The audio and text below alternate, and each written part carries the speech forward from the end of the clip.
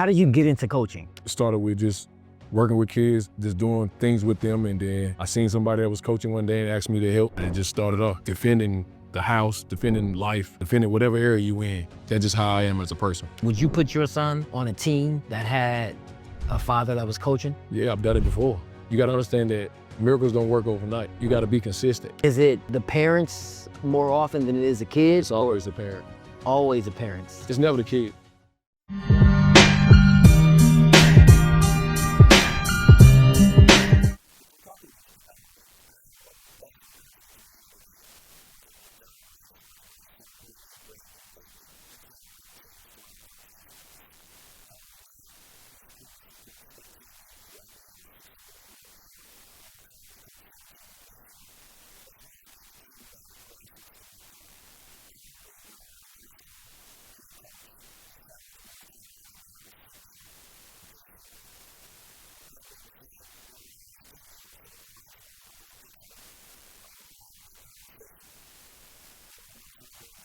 Welcome, Coach Ed Cooke, Appreciate it. Team United. Appreciate it. So Coach, appreciate you taking the time to join us. So how did you get into coaching? Just out helping kids in the community. Started with just working with kids, just doing things with them, and then I seen somebody that was coaching one day and asked me to help. Okay. And just started off. So did you play at all? Yeah, play high school. I went to JUCO, Oxnard, California. Okay. Oxnard College. And That's right. I'm from California. I know where Oxnard's at. yeah, And what position? guard. If you had to describe yourself as a player, what would that be? As a player or just Yes. in general? Yeah. How are you as a player? So if I talk to your coach right now and say Ed Cooke, he's gonna say this guy was a. Team player. I always could see the game. So were you a point guard? Yeah. Okay. So I always seen the game. Like the game come easy, but just far as dissecting it. So were you like a pass first? Pass first. You look like a pass first guy. You look like a guy who can get a bucket. I can get a bucket. Okay. I just understand team concept. Okay. All right. So back to the coaching. Yep. So then did you just take from the coaches that you had kind of experienced as you grew up, and then you kind of use that or your experience as you begin to coach kids? Nah, it just went off of what I seen and felt with the kids I was with at the time. Okay. I don't really study like basketball because I always feel like whatever's for that person is for that person. Okay. So it might not apply to me. You know what I'm saying? So I just go off of what I feel in the situations that I'm in and just kind of add my tallies up. But all your teams seem to have the same DNA. Yeah. So they all have a defensive-minded toughness, but that wouldn't go to what you're saying, like, because that's your DNA. I feel that you're putting inside these kids. Yeah. Well, I didn't get that from nobody. That's just me. So I just believe in like hard work and like just defending the house, defending life, defending whatever area you in. That's just how I am as a person. Okay. So Ain't nobody taking nothing from you. This is mine. that's it. Yeah. And that's just how I go about it because I work hard for it, right? So that's how I coach my kids. You're also a trainer, correct? Yeah, So did you start coaching or training first? training. And then how did that was just seeing some neighborhood kids and just randomly walking up to them? Yeah, so no, it was just like I always been in the community like doing things like giving back them food and shoes and taking them to basketball games and stuff like that. And I seen the opportunity with the training thing because I had some kids that nobody wanted to work with. Okay. So I was like, well, come on, let's try it. I knew basketball, you know what I'm saying? But it wasn't about the basketball.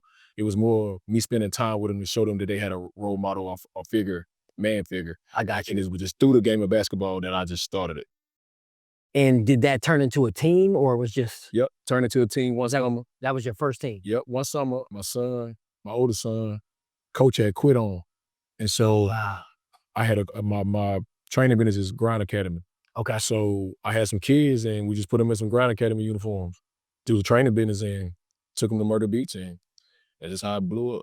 So that's how typically I would say a lot of coaches, not all of them, but a lot of coaches get into coaching is that they have a son who plays. So was that your first team? Nah, I was coaching before my son.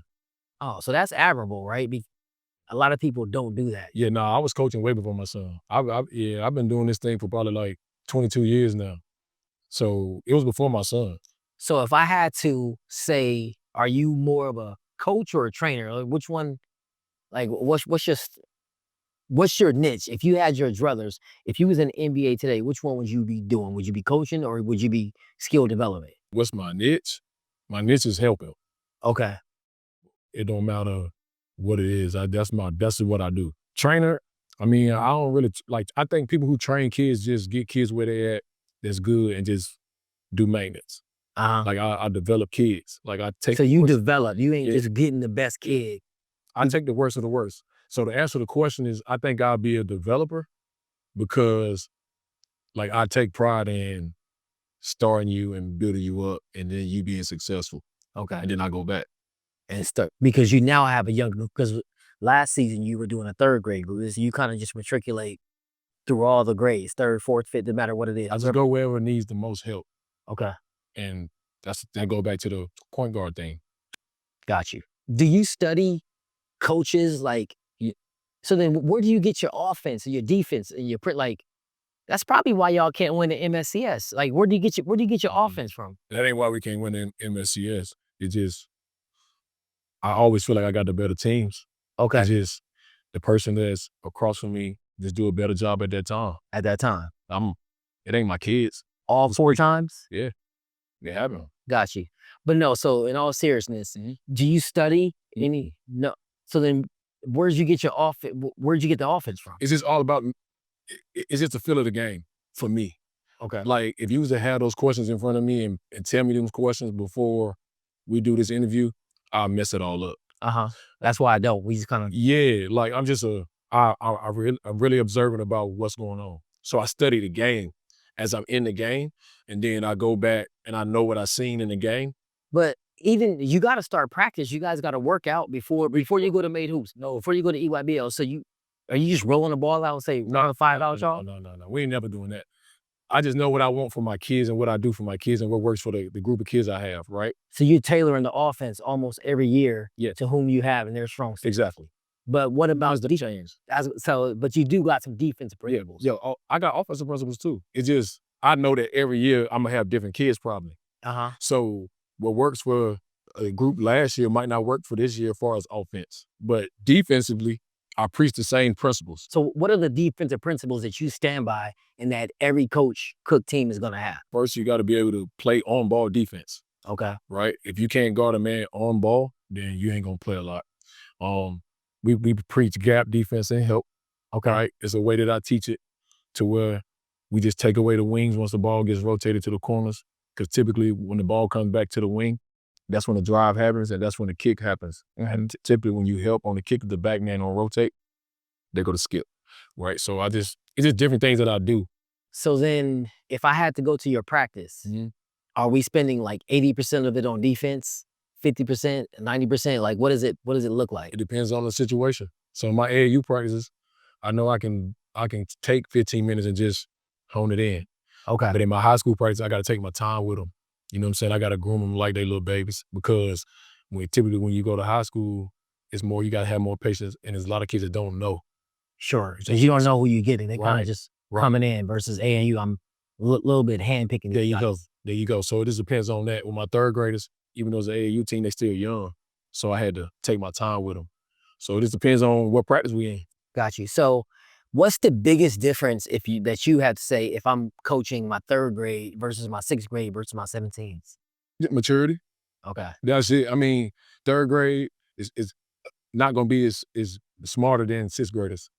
You know what I'm saying? Just because of the years of experience. But my third graders go harder than my 6th graders. You see what I'm saying? 17s, it's a little tougher than 6th and 3rd because now all this money involved. It's a lot of money involved. It's certain ways that you got to coach a kid, certain people involved, they don't want you to do certain things with them. So it's a little tougher sometimes. But for me, I mean, if you playing for me, it really, all that stuff that I just talked about was involved don't even matter.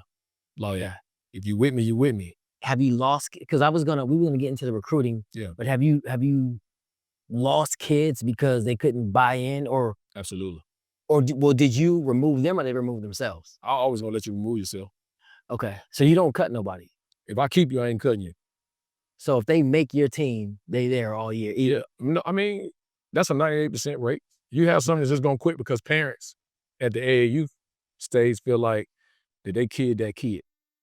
You see what I'm saying? So with me, I mean, you got to be able to compete, and you got to be able to understand that sometimes it might not be your turn.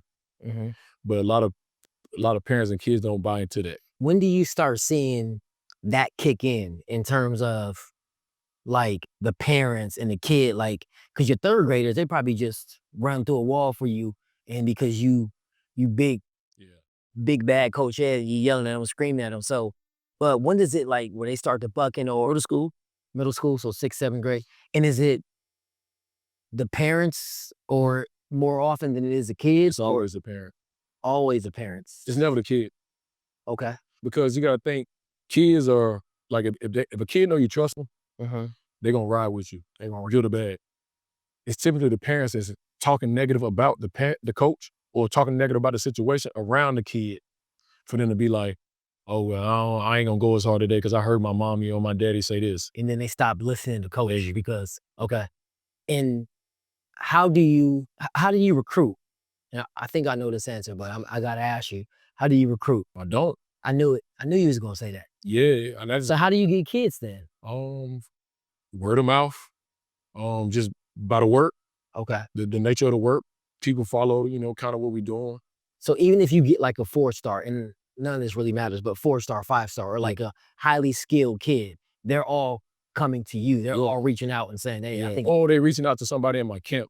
Oh, somebody in my camp might do it. You know what I'm saying? Like, I got a team of people that kind of do what they do. I got you. Me personally, I ain't going to get out here and go look for no kids. As I look into development, right? Because that's what I really care about. And the intent is just to provide data to the parents. When you begin your development process, so you got we'll just go back to the third grade team. I know you won't have them this year, but if we look at that third grade group, once you walk into the gym for the first time and you start coaching them, what is it just saying? When these kids, these 12, 13 kids, when they leave me, they got to have these things. What is the most important that you feel at that age that they need to have? Small things. Diving on the floor, communicating off the ball. Okay. Boxing out, making the extra pass, learning how to drive the gap. If you can do those type of things, you're going to always be able to play. And if I notice, and hopefully they did too, is that none of that said scoring the ball. No. You was diving on the floor, boxing out, extra pass, communication, and all those, at all levels of basketball, that can get you on the floor. Absolutely. And so that's the thing that I preach. Because there's going to be somebody in America that's going to be able to score better than you, right? That's going to be able to run the offense better than you. It's going to be able to do something better than you on that offensive end. But the things I just named, if you can do that at a high level, you're going to be able to play. The scoring going to come just because you're going to be working hard. Somebody going to give you the ball because they're going to trust you. Got you. Those are the things that's trustworthy. And speaking of development, at what age would you say a kid, if you had your druthers, right? Yeah. That a kid should go out and start playing basketball? Like, I don't want to say competitive, because if we were starting over with your son, right? Yeah. What age do you think they should start playing basketball? I think they should start having fun with it around about 5, 6, or whenever they show the initiative that they want to do it. So do they train first or they start playing first? I think they should start playing first. Okay. And once you start playing, then you know what to train on. Okay. You know what I'm saying? A lot of parents try to take the different approach with it. Train first and just play. Mm-hmm. I think you should play to get a feel of the game, know what the game look like. And then now when you come to training, whatever I say in training makes sense as far as like run to the elbow, run to the top of the key. You're not going to just automatically learn that a lot. You know, so you got to get out there and just get a feel of it first. Okay. Then you love what it means. Yeah, because training is hard if you're not in love with it. No, you know what I'm saying? Or like it. You just are in the gym. You don't have no purpose. I think when you play and then your parents put you in training, now you find a purpose of why you're doing what you're doing. Now you know why mommy making you come 2 times a week. Gotcha. Especially when you're that young. So you just mentioned that have fun with it. Yeah. So how do you, especially at that age, as a parent and or a coach, how do you hold the kids accountable without pulling the fun out the game? As far as like me. So like, yeah, because I've seen coaches, you make one mistake, you out the game. They yelling on them, like you do this, do that. The parent, they get in the car. You know the parents, when they get in the car, I could admit I was that guy. You go crazy in the car, blah, blah, blah, blah, right? So like, How do you do that without pulling the fun out of it for the kid? Well, so it go back to when you ask me, like, what do you study? Okay. Right? My philosophy is give kids structured freedom in their mind, right? So Explain the structure about freedom. Okay. So like I have offenses where it's just 5-out basketball, right? Every kid want to dribble, pass, or shoot, right? So I give you those options out of that one thing. That's the fun part, right? But it's still structured. Like I think when coaches have a million sets, that's when you take the fun away. Because a lot of these kids nowadays don't think structured, like running a set every time. Most kids are athletic, most kids want to shoot, most kids want to dribble, right? So I give you that freedom. So me knowing that I give you that freedom, that means they're providing you some type of confidence to do what you need to do. So now when we do run a set, you know I trust you within that set to do what you need to do. So I keep them confident because sometimes they come down, I'll allow you to do what you work on. Whatever you work on in training, I'm never going to put you in a box. But what if Johnny can't dribble, right? You're in a 5-out, but Johnny can't dribble like that. Yep. So as a coach, what happens then? You structure that to where Johnny is successful. So maybe if Johnny can't dribble, I make Johnny the ball screener, right? And make Johnny roll every time. So when the person that gets the ball can dribble, he'll give Johnny the ball and Johnny can put himself in position to score. The main objective for Johnny is to score. Sure. So as long as he's in position to score, he's happy. Okay, so then as a parent, how do you, because you see, sir, I mean, I'm sure you see it, even with your sons now. Yeah. Right? You see, you watching it, you like, what are you doing? Or I know we didn't work on that, or I told you about that. So how do you, or do you not? You just let it correct itself. Like, how do you do that without kind of just, I gotta talk to this guy again? Like, man. I mean, you gonna do that, right? But you gotta continue to do it. And it just come back to the person that you are foundational wise. What do you mean continue to do it? Like if it's You gotta keep screaming on them? No, you ain't gotta scream on them, but you gotta continue to deliver that message. Okay. Because if he not getting it 1, 2 times, 3 times, 4 times, who knows that he might not get it on 6, 7, 8. The more you be consistent about your message and what you're trying to get to them, the more they gonna hear it. If you consistent about it every day, if you messing it up every day, right? You gotta continue to do it every day. Well, what if I'm done with this. I'm tired of it, Dad. Just, that's it. Is that an option? With my kids? Yes. It's an option. Okay. What I tell my own kids is, I don't care what you do, you still gonna have to be able to do what you do at 150%. No matter what it is. No matter what it is in life. For sure. Right? But what I want you to do is pour into what you feel like that you like and you love. You don't gotta do basketball because Dad doing basketball. You don't gotta do nothing that I'm doing. It's for me to help you in some type of way, but it's a million kids that I gotta help, right? So if you're not one of those million, then that's okay. I'm still Dad. I'm gonna help you in what you wanna do. But you gotta work hard. You know what I'm saying? You gotta follow rules. We spoke about parents briefly. How do you get them to buy in? Or is that a concern of yours at all? You get the kid to buy in first. Okay. Typically when the kids bought in, parents are gonna be cool. Because now if the parents want to do something, the kid's like, nah, Nowadays, generation of parents, they listen to their kids. Okay.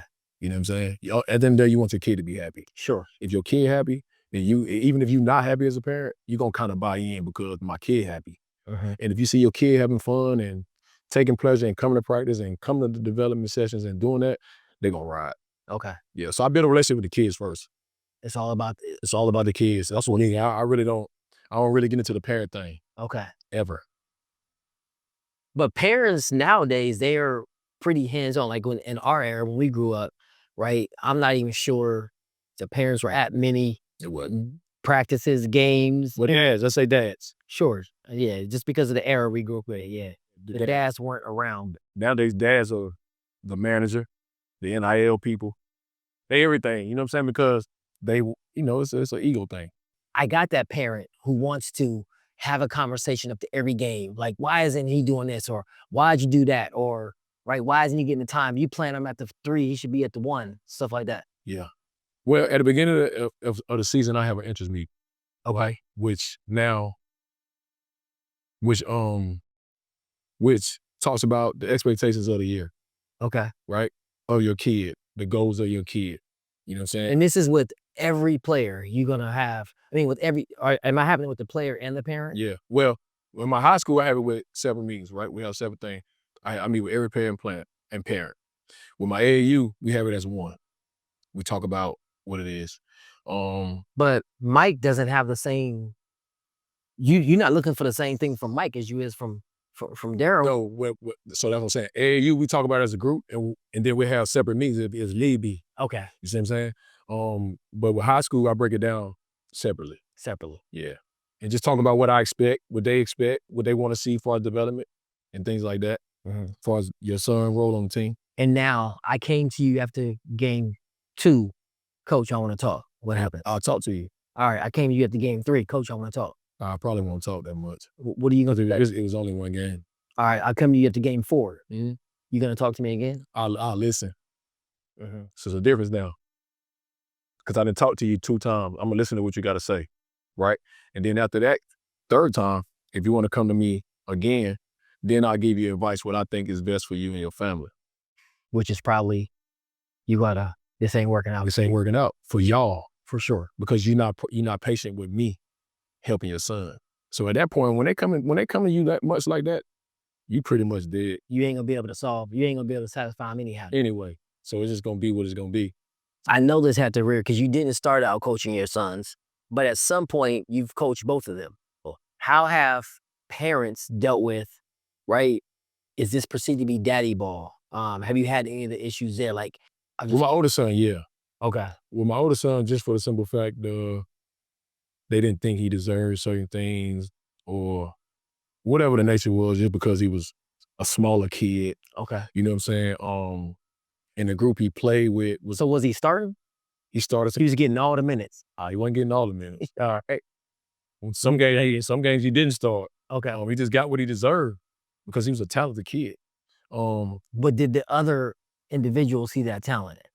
No, they not. So sometimes they never gonna see that talent, right? Because their kid on the team and their kid not playing much. And whether they play the same position or not, right? It's just, he playing his son. Would you take because you didn't always coach him, so would you put your son on a team that had a father that was coaching? Yeah, I've done it before. At the same position as your son? You don't have a problem with it? That ain't me. Okay. Right? And it's because they're gonna have to work, right? Regardless. Yeah. See, with my youngest son, I don't have that issue. Okay. Just because he a dog. Okay. So he bigger, he's stronger. So and I think kind of the difference in the two is my older son was a little bit more of a rebel. Okay. You see what I'm saying? So it made it more outlandish. My baby boy pretty much off the court is quiet, is a great kid, great person to be around, so it didn't seem that way. But on the court, he's just kind of different. So he earns like everything he gets. Every minute. You know what I'm saying? Like, because at one time before, he wasn't as good as he is now. So he started from the bench. Okay. You see what I'm saying? And he had to work his way up. Worked his way up. And so now it's just kind of what it is. And as a trainer, and I'm developing, what do you think how many times a week, if you had a kid that I need to go from, right, he's on Z, I need to kind of get to B or C or A, how many times a week would you say they need to kind of be in the gym? For me, I'm a worker, so... That's what I'm saying. I want your approach. Like, yeah. Because it's proven, right? It's proven. You moved some kids. I moved some kids. Yeah, it's just, I'll say 3 to 4 times a week. Consistency beats everything. And how long will those sessions be? Hours. Some parents want an hour and 30. I don't really go over an hour and 32-hour workout. Why is that? Because it's attention span. No matter what age. No matter what age. Like when you get older, they don't really want to go as hard. You see what I'm saying? They don't believe in game reps. Okay. When they're younger, you only can keep them for so long, right? Okay. It's about the work you do in the time. It ain't really, a person can sit in a training session and train for 2-3 hours and still not get what you need to get out of it than a person training for 1. It's about the information, but it's about being reciprocated the next training session and the next training session, and you not leaving the process of what you've been working on in 1 when you get to 4. When they're younger, would you recommend group training or we gonna start individual? I always recommend both. Okay. Just because you want to know, like a lot of younger kids don't play basketball in the parks no more. At all. It's right? a loss. It's a loss. So in my group training settings, I encourage you to come and get the teamwork feel. Knowing where to pass the ball at, knowing where to cut, knowing to do that thing. Because sometimes it's harder for young kids to visualize imaginary when it's out there by themselves, right? But I preach imagination all the time. That's the only way you're going to be better when people in front of you. Is you got to imagine that there's 9 other people on the court. You got to know where you cut at it. But a lot of people don't stop and correct that stuff because it's an individual session. I do, right? I tell them where to cut at. And these are the reasons why I cut, because health side's sitting right here. You don't see that guy. So it's things like that. But when they get in group, now you can see what they did individually in the group.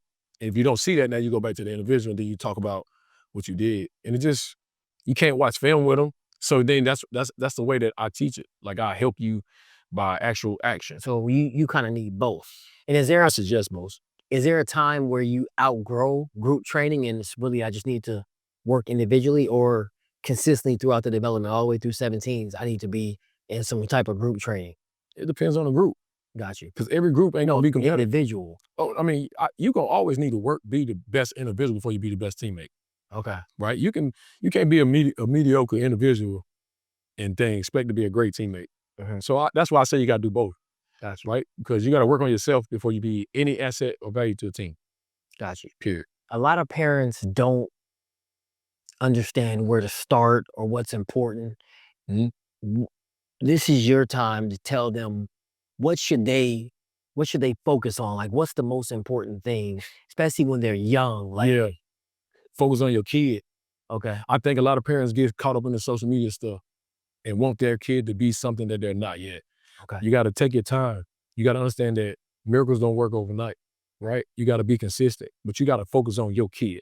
You got to focus on what's best for your child at the level that your child is at to get to where your kid want to go. Just because you want it, your kid might not want that at that time. Your kid might not be able to get to that part, but you got to have some type of patience to make sure that it evolves. You got to work at it though, just as much as you want the kid to work. You as a parent got to be able to have this kid in front of whatever task they want to do. And you got to keep pushing the best to your weakness. Y'all's on in. I mean, I think just a lot of them just don't know. Like, it's a lot of it comes from a ignorant standpoint. A lot of them don't know, but they need to surround themselves with people that's going to share tools and help them too. And that's an whole other thing, right? We just surround ourselves with people that just do a lot of talk, right? And like half the time, a lot of people don't know what they're talking about because they're not living what they speak about, right? So I tell parents, I only can give you my suggestions, right? I don't give no advice. I don't tell you what to do. Tell you what I suggest, and then you do what you want to. Sure. But I got a different proof of what I'm saying. Just with all the kids I work with my own sons, even with my daughter. You know what I'm saying? Like, is she done plus focus? Yeah. I mean, she been out a year because she tore ACL. So now we're trying to get her body again, right? She won't touch the court till that body get back around. So I feel like she can mentally be able to sustain the stuff that's going on about that. But if she don't play sports, guess what? I teach her hard work, right? So like, no matter what. And that's the whole track and this always full. It's hard work. You know what I'm saying?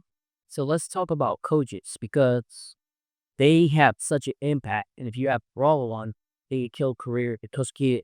So with United, you being a grassroots director, how are you choosing those coaches to ensure? Because if you're at the 17 level, I want to ensure the program is successful, and I put certain DNA to the kids that popping up to me, so I'm gonna retrain them. So how do you go about, like, I guess, finding coaches or training coaches, or what's the next thing? I ain't picking nobody else out like him. I'm ready. That'd be huge there, because there's a bunch of teams. It get big out. How did somebody get inside the camp? So I was telling you what I did before. To get to this point, at one time I was coaching like 3 teams inside my camp because I didn't trust that everybody understood the mission. So I brought in Wick to learn the vision. They were your sets. Yeah, you get impressed more. So now I ain't training you to hold you, training you to help. So doing so kind of yeah. So I know everybody don't give people those chances, man. So I kept on every team. I had 2 or 3 assistants, right? And so now you see in today, right coach, 4-back coach, right coach. Because now you're a bit of the levels that I've been at. So now we have double levels. And what I do now is just bring in some more assistant coaches. Then I know the kids out by the coach that came back from school, but they know me. Sure, see what I'm saying? So everybody that's in this had to know me, and everybody that know me know where we standing on. Biggest thing is I just think people need to educate themselves on the process. So how do they get back though? Like, well, so what is the education for the program? Ain't no book. It ain't no blueprint. And that's just like Karen, right? ain't no book being a dad. Sure. But you get in circles, you get in meetings, and you just hear information, and you pour it to kind of how you want your book to go. But for starters, a parent got to have foundation on what they want. Can't nobody tell you that. What you're looking for out of sport with kid, whatever, out of sport and the kid. Sure. So once you realize that, then you start educating yourself, just being around people, just talking, right? What does do the bad information? It's still information for you to use. Regardless of what you do and what not you use, right? And then you start on scene. So now you go to gang, and then you go to different trains, and you go see what works for you and your child. You know what I'm saying? And then a lot of times the word of mouth will help you, right? So what I do for myself, because even though I'm in this, I still had to educate myself or being a dad just too, right? Right. So I just went to different arenas and see what my oldest son, I didn't let a lot of people touch him for the belt wise. Yeah. Right. It was just me being a dad and just be like, I wanted to use and hold it right. Then I had to let him go. And I think once I did that and let him go, I think it kind of hurt a little bit because I let him know too late. Since that, so like, wow, baby boy, it's like I'm really intentional with it. And I'm saying because Did somebody else train him or do you pay? baby boy, yeah. So it's like 2 other people train. But I'm the last person to ever train because I want to be every result count what they say, what do you mean? What do you mean the last person? So what I do is I know if I'm the first person, I'm his dad. So you mean he's seeing 3 trainers in one day? No, not one day. Just in general. Okay. Right. So I let somebody if I train him first in that week, I'm still dad. So he only gonna go with what I'm saying. You see what I'm saying? So what I do is I got him, and he's not seeing 7 or 8 different trainers, he's seeing 2 different people. Okay. You see what I'm saying? And we consistent with those 2 people. And do you know what they working on? Yeah, because they come from me. Okay. You see what I'm saying? So I know that these people see him every day, and they're gonna, all right, you did this, you did that, we working on this today. I don't got to tell you that because you with me. You see what I'm saying? So I trust them. And so I'm sending him there. And then when you come to me, we just fine tuning everything. So then he got a strength trainer. He got all this. At what age? Because I've seen him, and he's got a high school because he's playing varsity as a freshman. He's got a high school body when he came in. At what age did you guys start lifting or start working on his body? That was recent. That was like really, yeah. So he didn't lift no weights or nothing until nah. He was really weak, like top of the summer. You see what I'm saying? Like. So he didn't lift at all. So all last year when I saw him in the 8th grade, he hadn't lifted at all. No, we started lifting consistently when we got back from summer ball. Okay. So it was 2 or 3 times a week. He do that at 5 a.m. in the morning. And then we changed the diet. So diet's important as well. Very important. You can lift all you want to if you ain't eating properly. Okay. It ain't gonna run. And then, man, he just got stronger. Got you. And so even now, like we in season now. You lift 2 times a week. Okay. With the school team or you got a strength trainer. What the rest of your high school doing? Oh, so they do pre-workout. Like we did preseason workout where we lift and run and condition all as a team. But if anybody in my high school team wanna continue to do that, I send them to him. So why? Because there's no time. Why wouldn't you guys lift as a team throughout the season? Nah, I mean the time is crunched. Okay. Because you think school in. For sure. And then right after school we have practice. And now we're into games, so you really ain't practicing that much. What I do, but I support. I seen the progress with the man that's doing with my kid. Gotcha. So it goes back to just me being who I am, right? If I seen this working with my kid, I'm gonna recommend it to your kid too. Sure. Because I see it working. It's another person in my camp that I can support, I can build, I can help. That's your lane. Sure. So let me bring this man in my world. Focus on what I do. There you go. I ain't that guy. If I know that I got somebody with me that is polished in something else, come on. Sure. Because it's gonna help everybody. You know what I'm saying? And it take a lot off of me. Okay. Nah, so is there anything you wanna say to them before we get out of here? No, just keep them working. Keep them working. Stay humble. You know what I'm saying? And just surround yourself with good people. Right. That's the biggest thing. It's so much fake stuff going on around here. I understand it. Appreciate you. Yeah, I do. I appreciate it. Appreciate you.